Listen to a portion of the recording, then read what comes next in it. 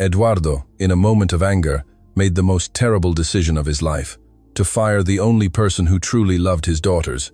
What happened next, he never saw coming. His own daughters would teach him the most painful lesson he ever imagined. The Montgomery mansion shuddered with a slammed door that echoed through all the marble like thunder.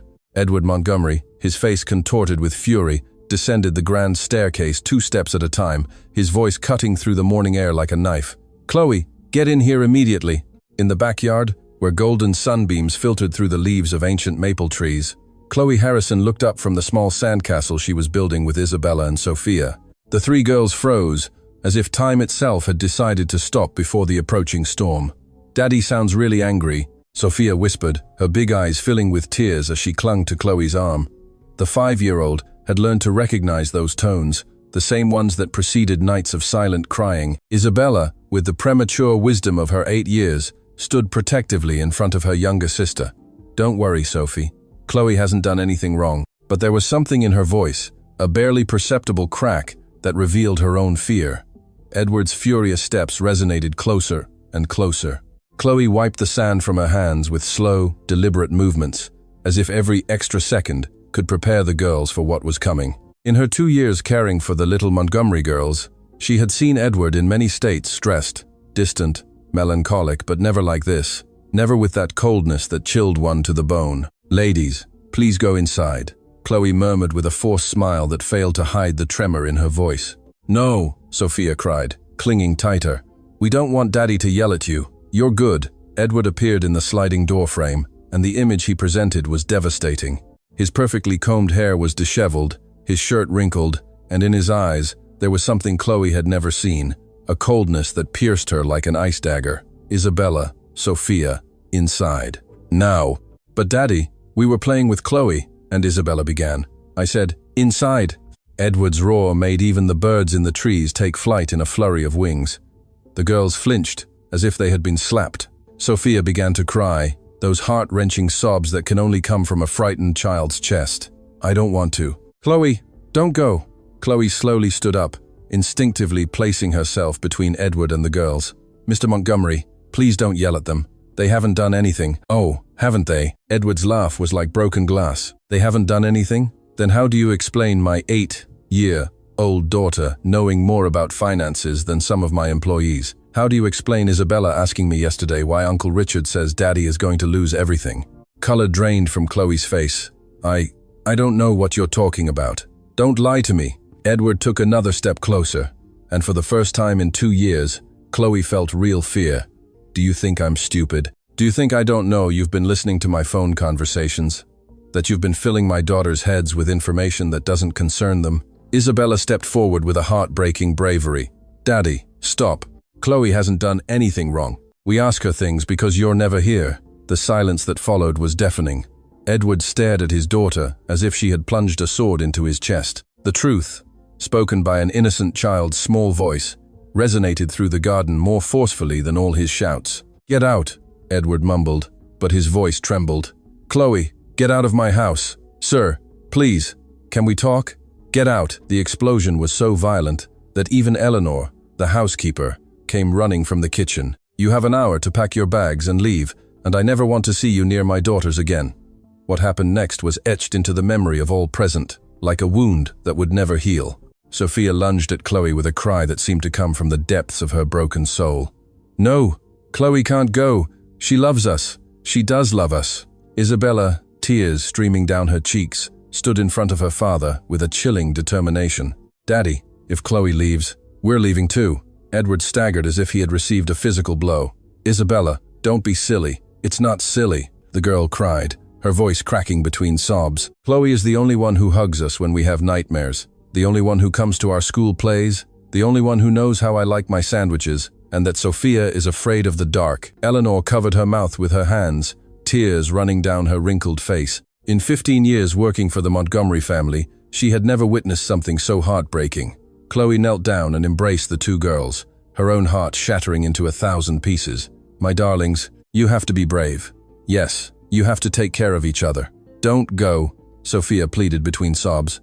"Please, Chloe, you promised you'd always be here." "Sometimes adults make mistakes, Princess," Chloe whispered, her voice choked. But you'll be okay. Edward watched the scene with an indecipherable expression. Something inside him broke at the sight of the pure pain in his daughter's eyes, but his wounded pride was stronger than reason. 1 hour, he repeated in a harsh voice, turning around, and don't even think about trying to contact my daughters ever again. As Edward walked away towards the house, he didn't see what everyone else did. Isabella lifted her tear-stained face and whispered something that would change everything forever. Then we'll come find you, Chloe. Daddy won't separate us from you. I promise. 3 days had passed since Chloe had last walked through the front door of the Montgomery mansion, and the house seemed to have lost all its warmth. The hallways echoed emptily, the gardens remained devoid of laughter, and a heavy silence, like a tombstone, had settled in every corner. Isabella hadn't spoken to her father since that terrible day. Not a word. Not even when he tried to approach her during meals. His elder daughter looked at him with eyes that seemed like two wells of infinite disappointment. Sophia, for her part, had developed a heartbreaking routine. Every morning she woke up asking if Chloe had returned, and every night she cried herself to sleep, clutching the blanket that smelled of Chloe's perfume. The girls aren't eating well, Mr. Edward. Eleanor informed him that morning while serving breakfast in the main dining room. The housekeeper, who had practically raised Edward since he was a child, was the only one who dared to address him with a certain familiarity. Isabella barely ate 2 bites yesterday. And Sophia? What about Sophia? Edward asked without looking up from his newspaper, although the letters blurred before his eyes. She's been asking for the same story Chloe used to read her before bed, but when I try to read it, Eleanor paused, her voice trembling slightly. She says it doesn't sound the same, that only Chloe knew how to do the voices correctly. Edward slammed the newspaper shut. The dark circles under his eyes revealed that he hadn't slept well in 3 nights either. They'll get used to it. Children are resilient. With all due respect, sir, Eleanor took a step closer. But you're wrong. These girls have already lost too much in their short lives. The veiled reference to Maria Eleanor, his deceased wife, hit Edward like a slap. Eleanor, I'd appreciate it if you didn't meddle in affairs that don't, Daddy.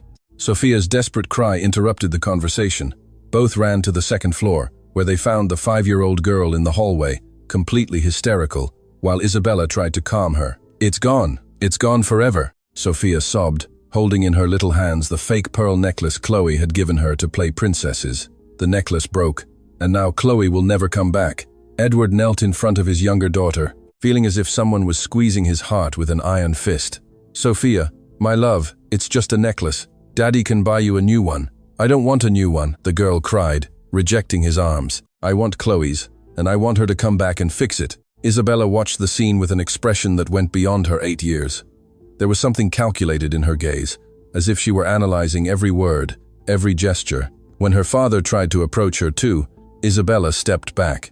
Isabella, please talk to me, Edward pleaded. I know you're angry with me, but I'm not angry, Isabella replied with a chilling calm. I'm disappointed. Chloe taught us the difference. Those words, spoken with the seriousness of a judge, were more devastating than any shout. Edward slowly stood up, feeling as if he had just aged 10 years in 10 seconds. That night, after Eleanor finally managed to get Sophia to sleep by singing an off-key lullaby, Isabella remained awake in her bed, but she wasn't just lying there, she was planning. By the light of her small princess flashlight, Isabella had pulled out a pink notebook Chloe had given her to write her thoughts. On the first page, in her careful second-grader handwriting, she had written, "Plan to find Chloe." Below, she had begun to jot down everything she remembered. Chloe lives in Willow Creek. She takes 2 buses to get here. She likes Mr. Henderson's coffee on the corner. Her mom is Mrs. Hopewell and she's sick. Isabella bit the tip of her pencil, thinking about their late-night conversations. When Chloe helped her with nightmares after her mother's death, she had learned a lot about her nanny's life.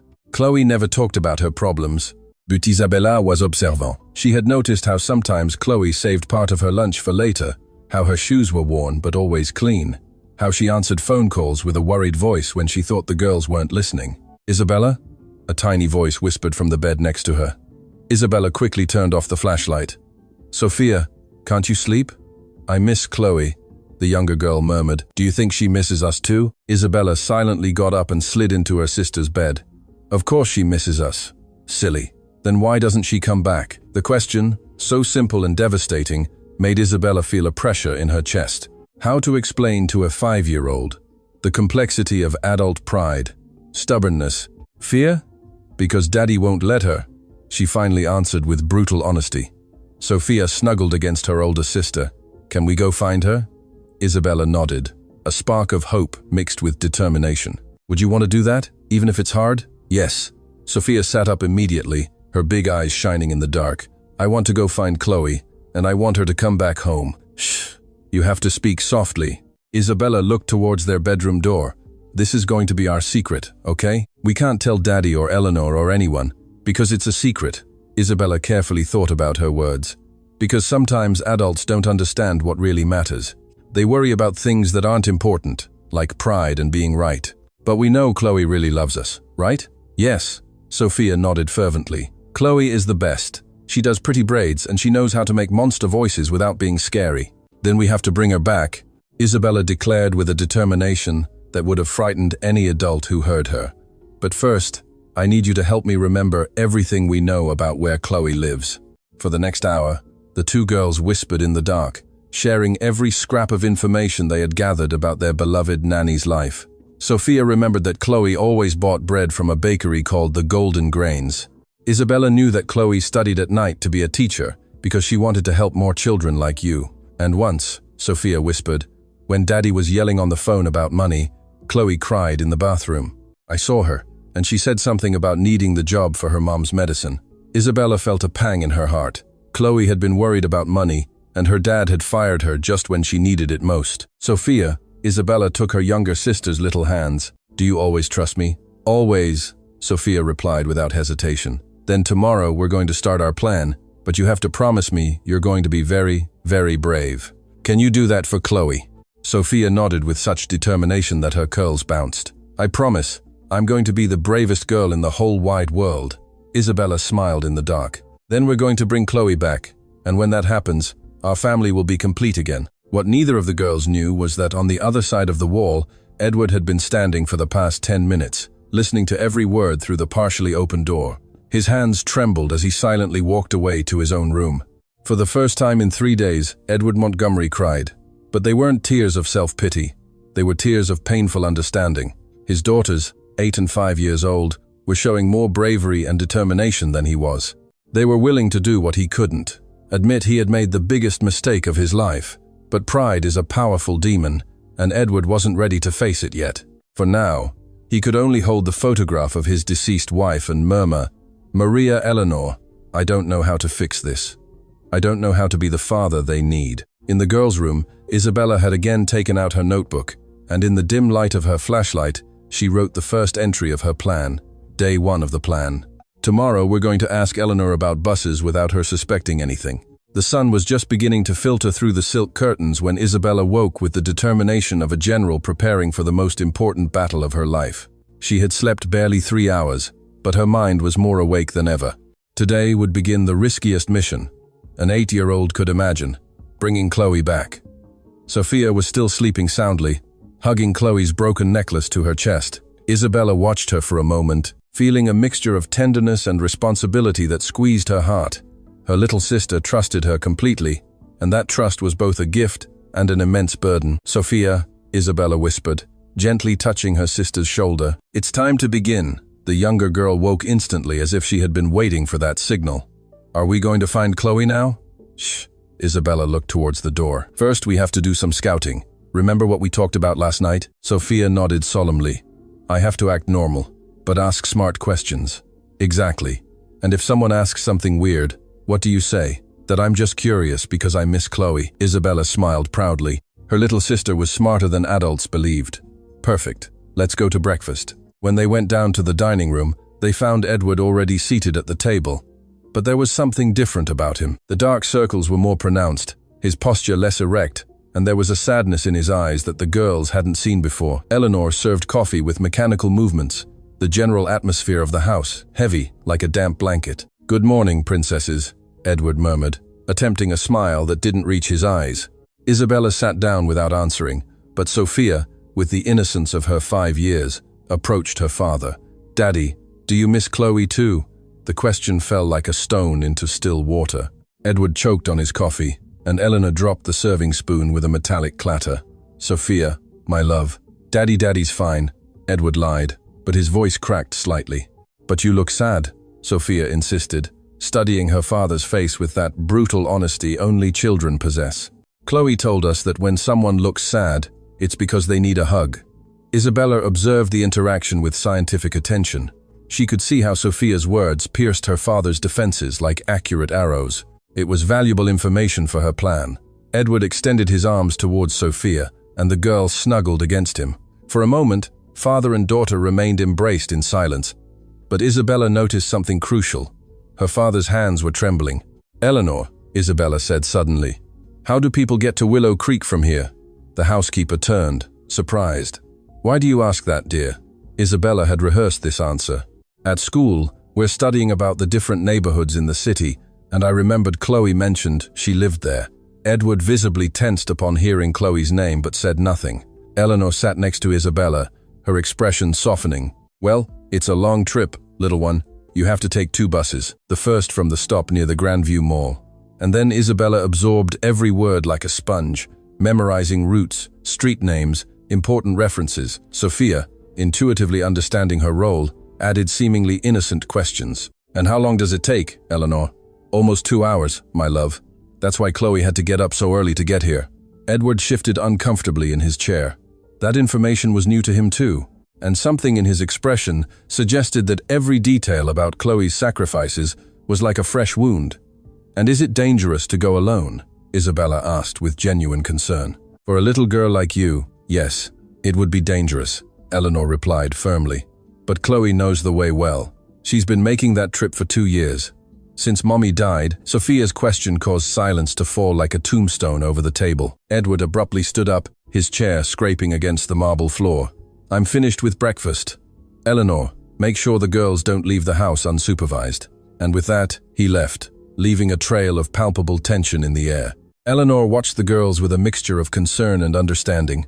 "Little ones, your daddy is going through a very difficult time. Why did he fire Chloe if it makes him sad?" Sophia asked with that crushing logic of children. The housekeeper sighed deeply. "Sometimes adults make mistakes when they're scared or confused, and sometimes our pride prevents us from fixing those mistakes." Isabella processed that information carefully. "Eleanor, do you think Daddy regrets it?" Eleanor looked in the direction where Edward had disappeared. "I think your daddy is realizing that some things are more important than being right." After breakfast, while Eleanor was busy with her chores and Edward had locked himself in his office with business calls, the girls went up to their room for the second phase of their plan. Isabella pulled out a city map she had found in her father's library. With a colored pencil, she began to trace the route Eleanor had described. "Do you think we can make that trip, Isabella?" Sophia asked, watching the lines her sister drew. "We have to," Isabella replied with fierce determination. "But we need more information, and we need money." "Money? For what?" "For the buses, and maybe to buy something for Mrs. Hopewell, Chloe's mum. Eleanor once said she was sick." Sophia frowned, thinking intently. "I have money in my piggy bank from my birthday." Isabella nodded, a pang of pride for her little sister. "I have some saved too, but we need to know exactly how much the bus fare costs." At that moment, they heard voices in the hallway. The 2 girls froze, recognizing the voice of Richard, Isabella's uncle, talking to Edward. "I'm telling you, firing that girl was the right thing to do, Edward. You had to protect your interests." "Richard, please, not now." "Now, brother, your daughters look devastated. Maybe you should consider." "Consider what? Bringing her back after she violated my trust?" Isabella grabbed Sophia's hand, both holding their breath as they listened. "Did she really violate your trust, Edward, or did you project your paranoia onto an innocent girl who was just doing her job?"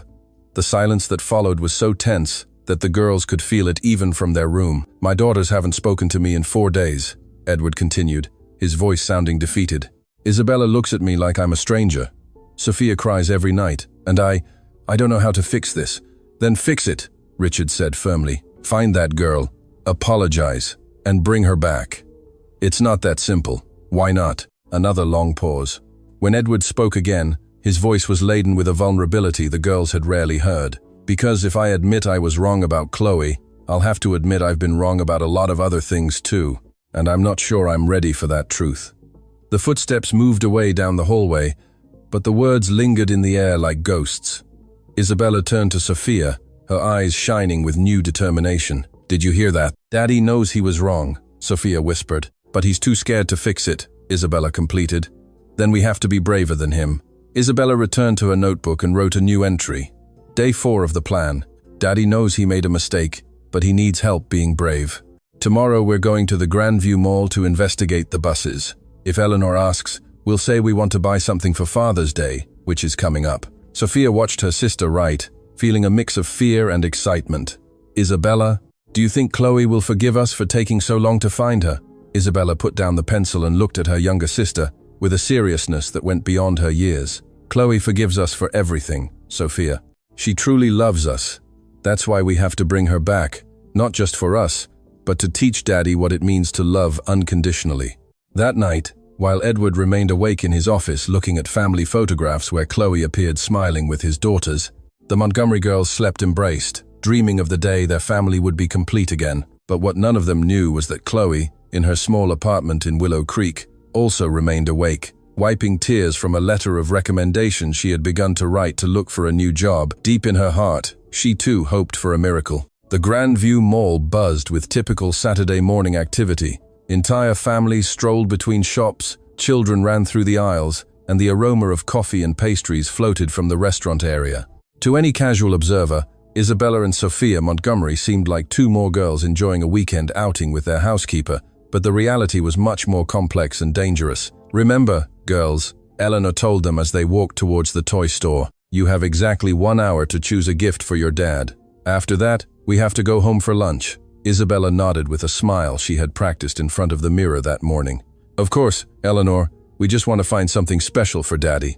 What Eleanor didn't know was that the gift for Daddy was simply a cover.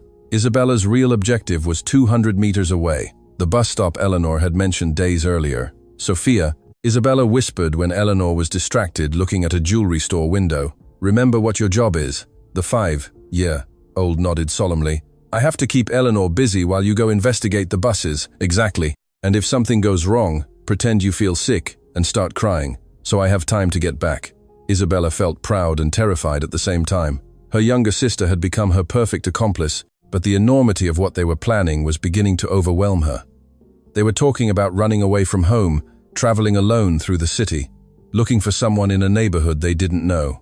It was crazy, but it was also their only hope. Eleanor, Sophia said suddenly, with that manipulative sweetness that only small children can master. Can we go see the puppies at the pet store? Please, please, please. Eleanor immediately melted. Of course, my love, but we only look, okay? Your daddy doesn't want pets in the house. As Eleanor and Sophia headed towards the pet store, Isabella felt her heart quicken. She had perhaps 10 minutes before her absence would be noticed. 10 minutes to get the information she needed. With steps, she tried to keep casual. Isabella walked towards the mall exit. The mid-morning sun hit her like a wall of heat, but she barely noticed. Her eyes were fixed on the bus stop, where several people waited under the shade of a tin roof. Excuse-moi, sire. Isabella approached an older man reading a newspaper. Do you know how much the fare to Willow Creek is? The man lowered his newspaper and looked at her with curiosity. To Willow Creek, that's quite far from here, little girl. Where are your parents? Isabella had rehearsed this answer too. My mom is shopping in the mall. We're visiting my grandma next week, and she wants to know how much money to bring. The explanation seemed to satisfy the man. Well, you have to take 2 buses. The first one costs $8 and takes you to the central terminal. There you take the second one, which costs $12 to Willow Creek. But the trip is long, like 2 hours in total. Isabella memorized every word. $20 per person one way. That meant $40 just to get there, plus $40 to return, $80 in total. In her piggy bank she had $73, and Sophia had mentioned she had around $50. It would be tight, but possible. And how often do the buses pass? Isabella asked. The first one passes every half hour. The last one for Willow Creek leaves at 6 inches the evening from the central terminal. Isabella felt a pang of panic. If they missed the last bus, they would be stranded in an unknown neighborhood at night. That meant they would have to plan their escape to have enough time to find Chloe and return before 6. Thank you, sir, Isabella murmured, turning to go back to the mall. Hey, little girl, the man called out. Isabella froze, fearing he had suspected something. Be careful in Willow Creek. It's not the best neighborhood for 2 little girls to be walking around alone. The warning made Isabella shiver, but it also strengthened her determination. If Chloe had been making that dangerous trip every day for 2 years to care for them, then they could be brave once to find her. When she returned to the pet store, she found Sophia completely absorbed watching a golden retriever puppy, while Eleanor smiled indulgently. "Where were you, Isabella?" Eleanor asked curiously. "I went to the washroom," Isabella lied without blinking. "Can we go find Daddy's gift now?" During the next hour, as they wandered through the stores looking for an appropriate gift for Edward, Isabella whispered to Sophia the details of her reconnaissance. The information was both hopeful and terrifying. $80, Sophia whispered, when Eleanor walked away to talk to a saleswoman. "That's a lot of money, but we have it," Isabella replied firmly. "And it's for Chloe. She's worth all the money in the world." Finally, they decided to buy Edward a navy blue tie that, according to Isabella, matched his sad eyes. It was a gift loaded with symbolism that none of the adults present fully understood. The return trip to the mansion passed in a tense silence. Isabella pretended to be asleep so she could think without interruption, while Sophia played distractedly with the gift bag. Edward, for his part, was also deep in thought, although neither of the girls could guess what. Upon arriving home, they found Edward in the backyard, exactly in the same spot where he had fired Chloe 5 days earlier. He was sitting on the wrought iron bench, looking at the unfinished sandcastle the girls had been building with their nanny.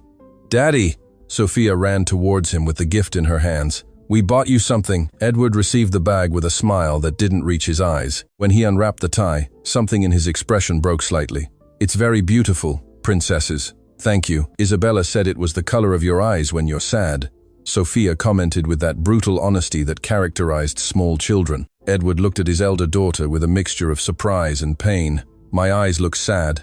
Isabella sat next to her father on the bench.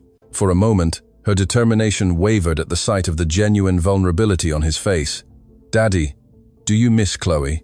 The direct question hit Edward like a punch. He remained silent for long seconds, battling with himself. "Yes," he finally admitted, his voice barely a whisper. "I miss her very much." "Then why don't you bring her back?" Sophia asked, climbing onto her father's lap. Edward hugged his younger daughter, feeling his own heart break. "Because sometimes adults make mistakes so big that we don't know how to fix them. Chloe always told us that saying sorry is the bravest thing a person can do," Isabella murmured. Those words pierced Edward's defenses like a spear. Chloe had been teaching his daughters life lessons that he himself needed to learn. "Do you think Chloe would forgive me?" Edward asked, feeling his voice crack. "Chloe forgives us for everything," Sophia replied with absolute certainty. Even when Isabella accidentally broke her favorite cup, Chloe just said that accidents happen and that the important thing was that Isabella was okay. Edward closed his eyes, feeling the crushing weight of his own pride. His daughters were right. Chloe was pure goodness, and he had treated her like a criminal. "Daddy," Isabella's soft voice brought him back to the present. "If you brought Chloe back, we would be the happiest family in the world." Edward looked at his two daughters, seeing in their faces a hope so pure that it pained him to his soul. "You really love her that much?" "More than ice cream," Sophia replied solemnly, which, in her 5-year-old world, was the deepest declaration of love possible. "More than Disney princesses," Isabella added, not wanting to be outdone. Edward felt tears threatening to overflow. His daughters had found in Chloe something he himself had been searching for since Maria Eleanor's death: unconditional love, infinite patience, and the ability to make a house a home. "You know what?" Edward murmured, making a decision that would change everything. Maybe Daddy should be as brave as you two and find a way to bring Chloe back." The eyes of both girls lit up as if they had seen the first star of the night. "Really, Daddy?" Sophia whispered. "Really," Edward confirmed, feeling lighter than he had in days. "But it will take time to find her and to find the right words to apologize." Isabella and Sophia exchanged a meaningful look. They knew exactly where to find Chloe, but they also knew their father needed time to overcome his pride. Maybe, just maybe, they could help him without him realizing it. "Daddy," Isabella said carefully, "we can wait, but not too long, okay? Because Chloe must be sad too." "Not too long," Edward promised, hugging his two daughters. "Daddy will fix this somehow." That night, after Edward tucked them in with a tenderness they hadn't experienced since before Chloe's departure, Isabella and Sophia refined their plan in the darkness of their room. "Did you hear what Daddy said?" Isabella whispered. "He's going to look for Chloe, but it's going to take time." "A long time?" Sophia asked worriedly. "Probably. Adults are slow about these things, but we can be faster." Isabella pulled out her notebook and wrote by the light of her flashlight. Day 5 of the plan. "Daddy finally admitted he misses Chloe and promised to look for her, but we know where she is. Tomorrow is Sunday. Eleanor goes to church at 10, and Daddy has his business meeting at 11. Is that our chance? Sophia asked, feeling butterflies in her stomach. Tomorrow, Isabella confirmed with fierce determination. We're going to be the bravest girls in the whole world. We're going to find Chloe, and we're going to bring her home where she belongs.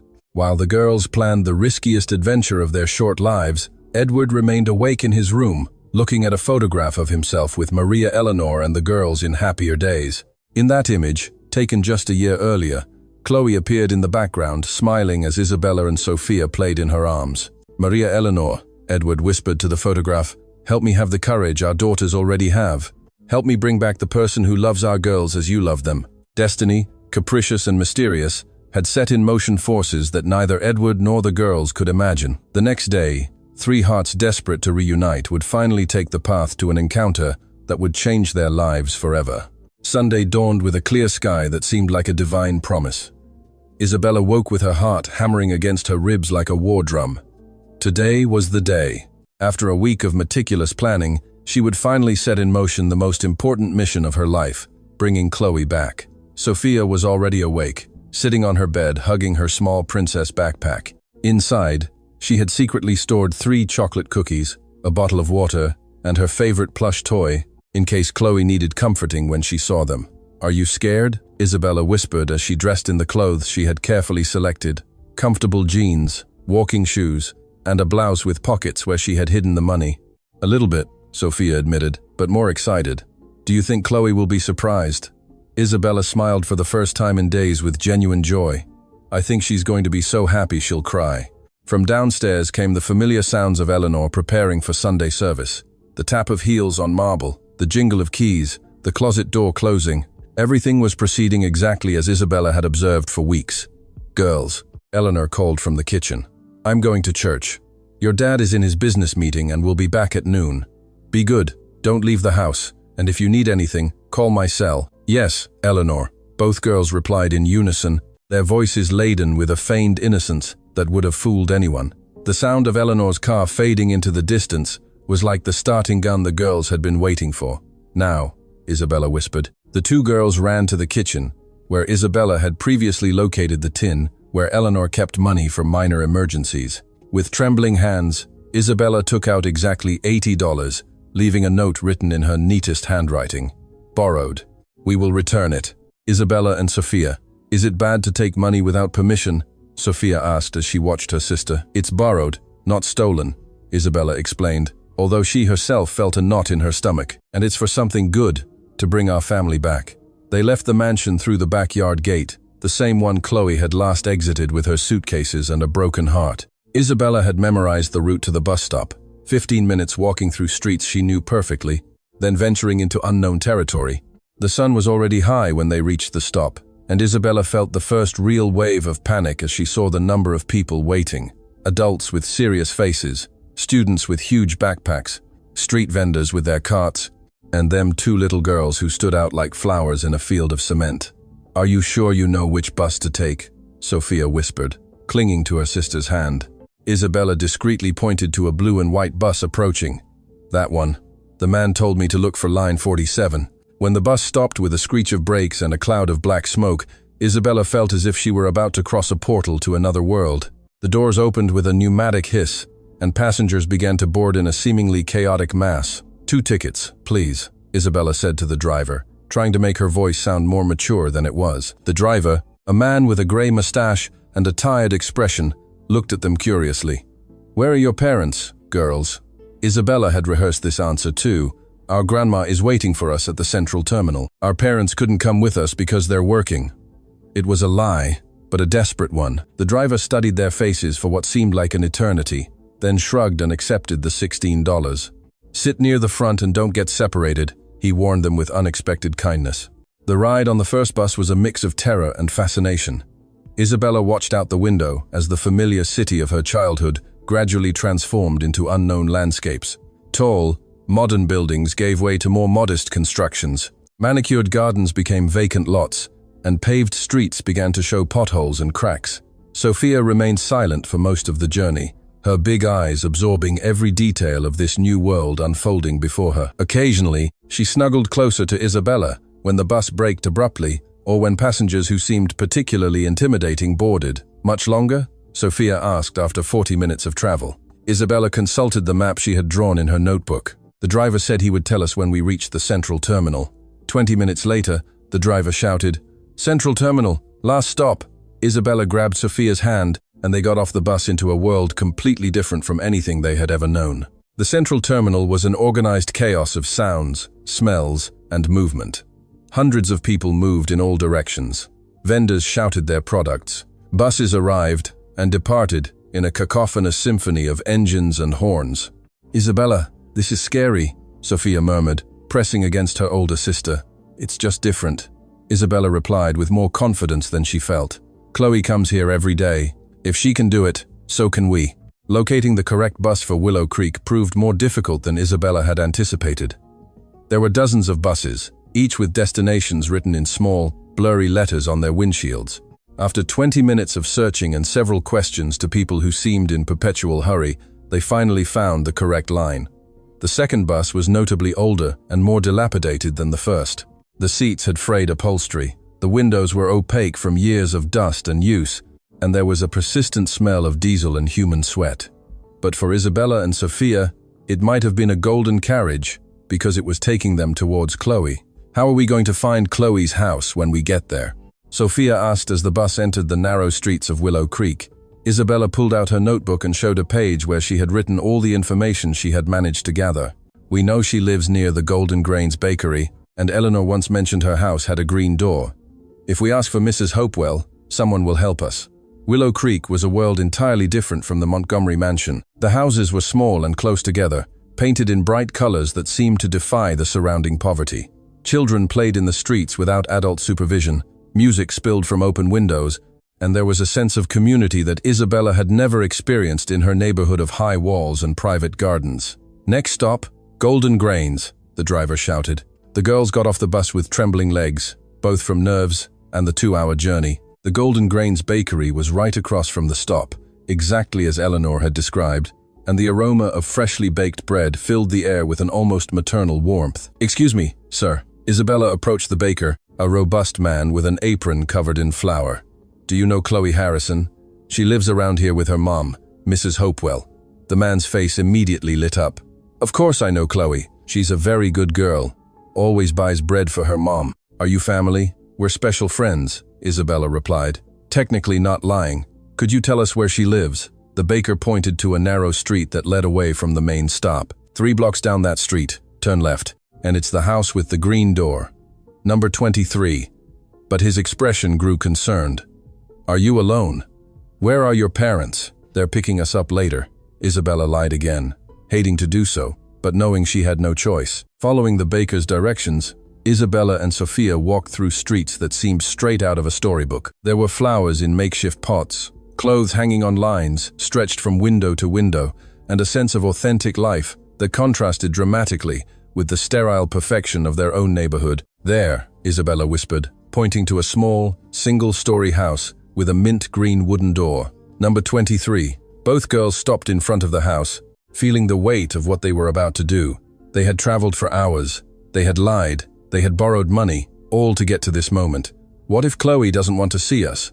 Sophia asked suddenly, vocalizing the fear Isabella had been suppressing. "Chloe always wants to see us," Isabella replied with a conviction that came directly from her heart. "She loves us. She just needs to know that we love her too." Isabella took a deep breath and knocked on the green door with 3 firm taps. From inside came sounds of movement, shuffling footsteps, and then the voice they had been desperately missing for a whole week. "Who is it?" "Chloe," Sophia cried, no longer able to hold back. "It's us, Isabella and Sophia. We came to find you." The silence that followed was deafening, then the sound of locks frantically opening, and finally the green door opened to reveal Chloe Harrison. She was different. Her eyes were swollen as if she had been crying. Her hair didn't have its usual careful style, and she wore casual clothes the girls had never seen her wear. But her face, the moment she saw them, transformed with a joy so pure and devastating that it seemed to radiate its own light. "My girls," Chloe whispered, as if she couldn't believe her eyes. "Is it really you?" "Chloe," both girls cried in unison, launching themselves into her arms like projectiles of pure love. The impact almost knocked Chloe down, but she received them in an embrace that seemed designed to heal all the world's wounds. The 3 bodies melted into a circle of love, that had been broken for exactly 7 days, 4 hours, and 36 minutes. "How did you get here?" Chloe sobbed, covering their faces with kisses. "Where's your dad? Are you okay?" "My goodness, I can't believe you're here. We came to find you," Isabella declared through tears. "Because you belong with us, and because Daddy realized he made the biggest mistake of his entire life." Inside the small Harrison family home, Isabella and Sophia discovered a world that contrasted dramatically with the opulence of their mansion, but radiated a warmth their home had lost since Chloe's departure. The walls were decorated with family photographs, plants in makeshift pots, and small details that spoke of genuine love despite the evident financial limitations. On the small, worn but impeccably clean fabric sofa, Chloe couldn't let go of the girls. She held them close to her chest as if she feared they would disappear if she let them go. Her tears fell uncontrollably, mixing pure joy with a consuming maternal worry. "My darlings, you can't be here alone," Chloe repeated between sobs. "How did you get here? Does your dad know where you are?" Isabella exchanged a meaningful look with Sophia before responding. They had rehearsed this conversation, but facing reality was much more complex than their secret plans. "We took 2 buses," Isabella explained with a mix of pride and nervousness. "And no, Daddy doesn't know we're here. But Chloe," her voice broke slightly, "he misses you a lot," he told us. Chloe's eyes filled with new tears. But these were different. There was pain in them, a deep wound the girls hadn't seen before. "My princesses," Chloe murmured, caressing both girls' faces. "You shouldn't have made this dangerous trip. Your dad must be very worried. Daddy's at his business meeting," Sophia explained with the simple logic of her 5 years. "And Eleanor's at church. They won't know we're gone until noon." Chloe looked at her cheap wristwatch. It was 11:15 inches the morning. They had less than an hour before the desperate search would begin at the Montgomery mansion. "I have to call your house immediately," Chloe declared, getting up from the sofa. "No," Isabella cried, clinging to her arm. "Please, Chloe, listen to us first. We came all this way because you need to know the truth." "The truth about what, my love?" Isabella took a deep breath, preparing for the most important words of her life. "The truth that Daddy was wrong about you. The truth that we know you didn't do anything wrong. The truth that our family is broken without you." At that moment, the house phone began to ring with urgent insistence. The 4 occupants of the small living room exchanged panicked looks. "It must be your dad," Chloe murmured, heading towards the old phone hanging on the kitchen wall. "Hello?" Chloe answered, her voice trembling. The voice that came from the other end of the line was desperate, broken by panic and guilt. "Chloe, my goodness, please tell me my daughters are with you." It was Edward, and he sounded like a man on the verge of emotional collapse. "Mr. Montgomery," Chloe replied, her professional training battling her personal emotions. "Yes, the girls are here. They're safe." The sound that came from the phone was half sob, half cry of relief. "Thank goodness. How did they get there?" "Eleanor called me hysterical, saying they had disappeared. I've been calling the police." "Hospitals." Isabella snatched the phone from Chloe's hands. "Daddy, don't call the police. We're fine." "Isabella," Edward's voice completely broke. "Are you crazy? How could you do something so dangerous?" "And Sophia, I'm here, Daddy." Sophia yelled into the phone. "And we found Chloe. She's very sad because you scolded her for something she didn't do." The silence on the other end of the line was deafening. "Daddy," Isabella continued, her voice laden with a heartbreaking maturity, "we came to find Chloe because we know the truth. We know you were wrong, and we know she didn't do anything wrong." "What truth?" Edward's voice was barely a whisper. Isabella told him the whole story, how they had overheard Uncle Richard's phone conversation, how they had been the ones asking questions about money, and how Chloe had been completely innocent all along. When Isabella finished speaking, the silence stretched for long seconds that seemed like hours. Finally, Edward spoke, and his voice was laden with a guilt and pain so profound that it sent chills through everyone in the small house. "Chloe," he murmured, "please put me on speakerphone." Chloe activated the speakerphone function with trembling hands. "Chloe Harrison," Edward began, and his voice immediately broke. "I have made the biggest, cruelest, most unforgivable mistake of my entire life. I accused you of something you didn't do. I yelled at you. I humiliated you in front of my daughters. I fired you when you needed the job most to care for your sick mother." Mrs. Hopewell covered her mouth with her hands, tears running down her wrinkled cheeks. "I can't ask you to forgive me," Edward continued, "because I don't deserve your forgiveness. But I beg you, I plead with you, to allow me to come for you, to let me take you back home where you belong." to let me try to repair at least a small part of the damage I have caused. Chloe looked at the phone as if she couldn't believe the words she was hearing. Isabella and Sophia watched her expectantly, their little hearts beating in unison. "Mr. Montgomery," Chloe finally replied, her voice trembling. "Your daughters are the bravest and most loving people I have ever met in my life. They traveled alone across an unfamiliar city just to show you that true love knows no obstacles." "I know," Edward sobbed. "My daughters have taught me a lesson I will never forget." "And now," Chloe continued, looking at Isabella and Sophia with a tearful smile, "I think it's time for us all to go home together." The journey back to the Montgomery mansion was completely different from the outward journey Isabella and Sophia had undertaken that morning. Edward had arrived in Willow Creek in record time, driving his black BMW as if his life depended on it, because in many ways it did. His life, his family, his heart, everything depended on being able to repair the damage his pride had caused. When Edward got out of the car in front of the small green-doored house, Isabella and Sophia ran to him with a mixture of relief and apprehension. They had achieved their mission, but now they had to face the consequences of their adventure. "Daddy," Sophia cried, launching into his arms.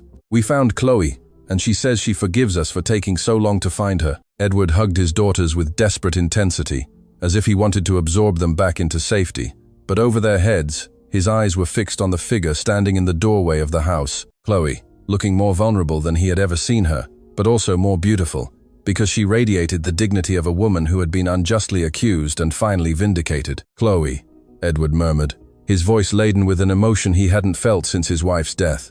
Mr. Montgomery," Chloe gently interrupted. "Before you say anything, I want you to know that I never, ever could do anything to hurt Isabella and Sophia. They are," her voice broke slightly, "they are like the daughters I never thought I would have." Edward felt as if someone had placed an iron fist around his heart and was squeezing it mercilessly. "Chloe, I have been a coward and a fool. I accused you without evidence. I hurt you without reason. And I almost destroyed the happiness of my own daughters because of my paranoia and my stupid pride."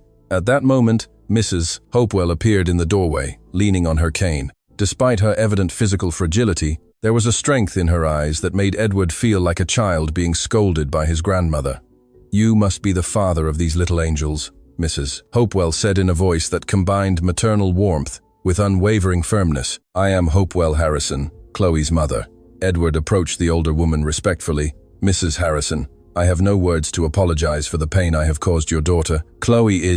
She is extraordinary. She is the best person who has come into our lives since we lost my wife." Mrs. Hopewell's eyes softened slightly. "Mr. Montgomery, my daughter has cried every day since you fired her, not because of the loss of the job, although we do need the money for my medicine. She has cried because she believed she had disappointed these precious girls whom she loves with all her heart." The words hit Edward like hammer blows directly to his soul. "Madam, if you'll allow me, I want to ensure that you have the best medicines, the best doctors, everything you need. And I want Chloe to know that she not only has her job back, I want her to know that she is part of our family." Isabella and Sophia exchanged triumphant glances. Their plan had worked better than they had dreamed. "Daddy," Isabella said with the seriousness of a judge, "before Chloe decides to forgive you, you have to promise her something very important." "Anything, princess, anything at all. You have to promise her that you'll never yell at her again without listening first, that you'll never again assume bad things about her, and that you'll trust her as much as we trust her." Edward knelt in front of his 8-year-old daughter, feeling a mixture of pride and humility that overwhelmed him.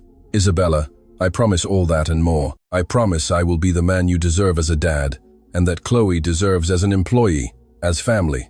Chloe slowly approached, wiping away a tear that had escaped down her cheek. "Mr. Montgomery, I also have to apologize." "You? Why?" "For not having been more open with you about the problems I was going through. When the girls asked me questions about money or business, I should have come to talk to you directly instead of just answering as best I could." Edward shook his head vehemently. "No, Chloe, you have nothing to apologize for. Absolutely nothing. The mistake was entirely mine." Sophia, who had been observing this adult conversation with the typical impatience of her 5 years, finally exploded. "You already said sorry. You already forgave each other. Now you can hug, and we can all go home together." Sophia's brutal simplification made all the adults present laugh through their tears. Sometimes the deepest wisdom comes from the most innocent perspective. Edward extended his arms towards Chloe, and after a moment of hesitation, she stepped into them. The embrace they shared was different from any embrace Edward had given since his wife's death. It wasn't romantic, but it was deeply meaningful. It was the hug of someone receiving a lost family member back. "Welcome home, Chloe," Edward whispered. Please forgive me." "You're already forgiven," Chloe replied, and in her voice there was a sincerity that healed something broken in Edward's soul. The journey back to the Montgomery mansion turned into a two-vehicle caravan. Edward insisted that Mrs. Hopewell also accompany them, at least for the day, so she could see where her daughter worked and get to know the girls she loved so much better. In Edward's car, Isabella and Sophia couldn't contain their excitement. They had achieved something that seemed impossible. They had reunited their broken family. "Daddy," Isabella said as they watched Chloe's car following them in the rearview mirror. "Are you proud of us?" Edward felt as if his heart would explode with emotion. "Princess, there are no words in any language that can express how proud I am. What you did today was the bravest, most loving, most incredible thing I have ever seen in my life. We were very smart," Sophia added proudly. "We planned everything. Isabella made maps and everything." "Maps?" Edward looked at Isabella in the rearview mirror. "You planned this whole expedition?" Isabella nodded with a mixture of pride and embarrassment. "I took notes of everything Eleanor said about where Chloe lived. I drew maps, saved money, and convinced Sophia to be brave with me." Edward had to blink several times to hold back the tears that threatened to blur his vision as he drove. His daughters had shown more determination, more emotional intelligence, and more courage than he had shown in years. "You know what?" Edward murmured. "I think you two are officially the most extraordinary girls in the entire world." When they arrived at the Montgomery mansion, Eleanor was waiting at the main entrance, wringing her hands with anxiety. Seeing the girls get out of the car safe and sound, she ran to them with open arms. "My girls, good heavens, what a fright you gave me," Eleanor cried, hugging them tightly. "Never, ever do anything like that again." But when Eleanor saw Chloe get out of the second vehicle, her expression changed completely. Her eyes filled with tears of pure joy. "Chloe, is it really you?" Eleanor whispered. "Hello, Eleanor," Chloe replied with a trembling smile. "The girls came to find me." Eleanor looked alternately at the girls, Edward, and Chloe, trying to process what she was seeing. Does this mean Chloe is back? "Back home," Edward confirmed. "Forever." Eleanor began to cry openly, hugging Chloe as if she were her own daughter. "Thank goodness. This house wasn't the same without you. The girls, Mr. Edward, we were all lost." At that moment, Edward's phone began to ring. Seeing the name on the screen, his expression hardened slightly. It was Richard, his brother. "Edward, I heard the girls got lost.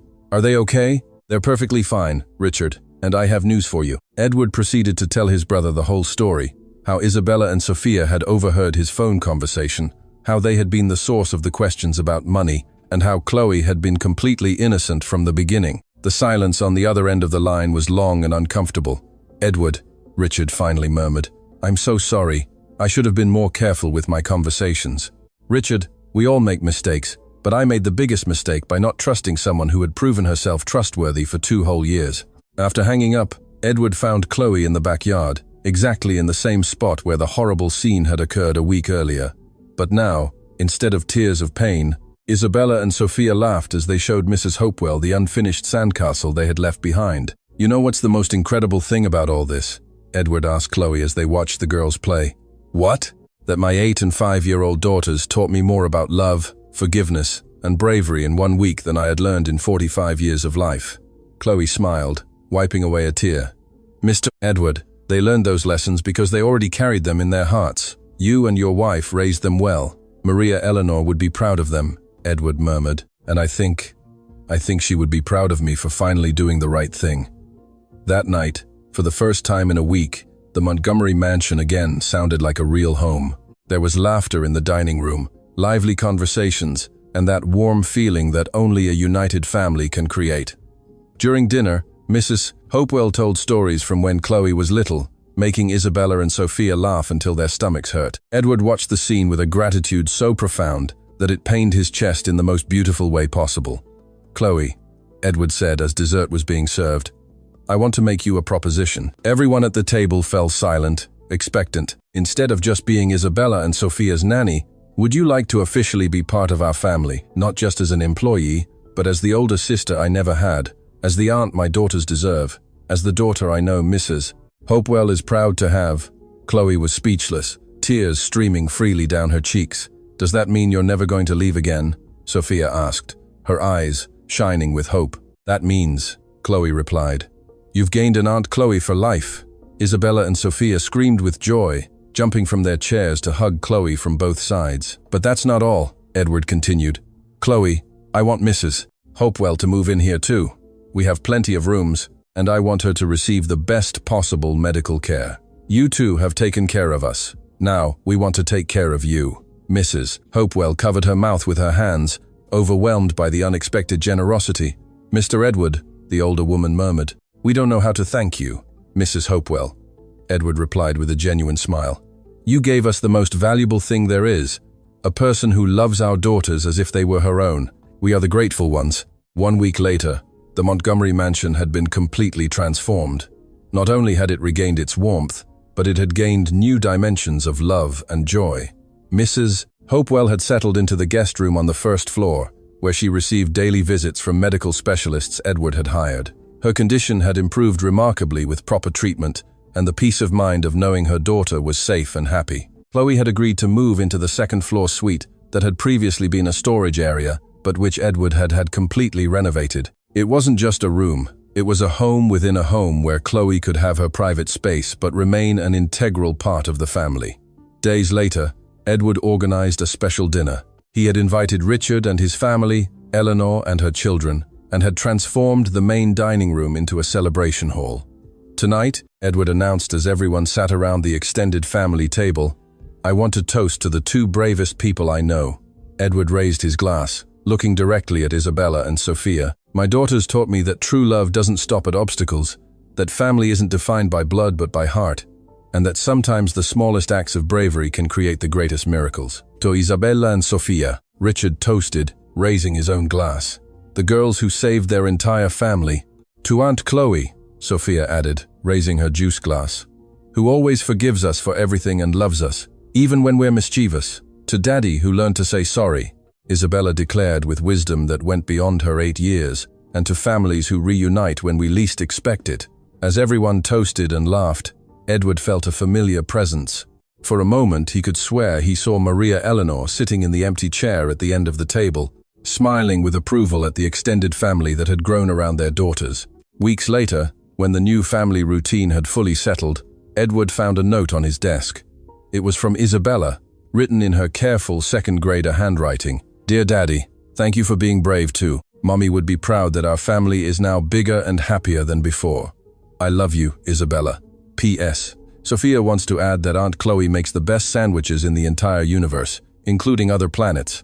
Edward read the note 3 times, before carefully placing it in his desk drawer, alongside his most cherished family photographs. In the garden, he could hear the laughter of Isabella and Sophia, as Chloe taught them to plant new flowers in the same spot where they had once built sandcastles. Mrs. Hopewell was sitting on the wrought iron bench, knitting something he suspected would be a sweater for one of the girls. Edward walked to the window and observed the scene with a gratitude so profound that it filled every cell of his body. He had been on the verge of destroying his family's happiness because of pride and paranoia. But his daughters, with their pure love and extraordinary bravery, had saved not only Chloe, but the entire family. "Thank you, Maria Eleanor," Edward whispered to the clear sky, "for giving us these incredible girls who know how to love better than any adult." In the garden, Sophia looked up at the window where her dad was and blew him a kiss. Edward returned it, feeling his heart complete for the first time since he had been widowed.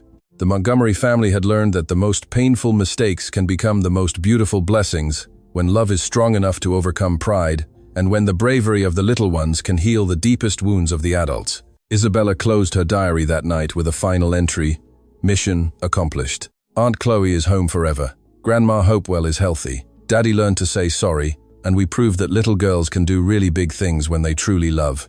End of the perfect story. And there really was no better way to end the most beautiful story that had ever been lived in the Montgomery mansion.